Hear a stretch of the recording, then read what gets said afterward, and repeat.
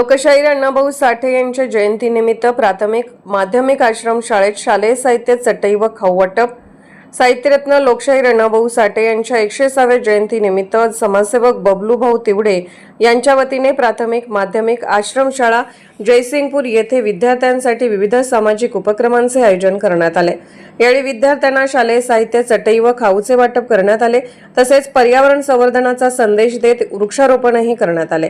कार्यक्रमाची सुरुवात जयसिंगपूर नगर परिषदेचे आरोग्य सभापती परागदादा पाटील यांच्या हस्ते लोकशाहीर अण्णाभाऊ साठे यांच्या प्रतिमेचे पूजन करून झाले। यावेळी बोलताना पराग पाटील यांनी समाजसेवक बबलू तिवडे यांचे कार्य कौतुकास्पद असून सामाजिक बांधिलकी जपत विद्यार्थ्यांसाठी राबवलेले उपक्रम प्रेरणादायी असल्याचे सांगितले। महाराष्ट्र शासनाचा लोकशाहीर अण्णाभाऊ साठे पुरस्कार प्राप्त बाळासाहेब गायकवाड यांच्या हस्ते वृक्षारोपण करण्यात आले। युवा नेते संतोष भोसले यांच्या हस्ते विद्यार्थ्यांना खाऊचे वाटप करण्यात आले।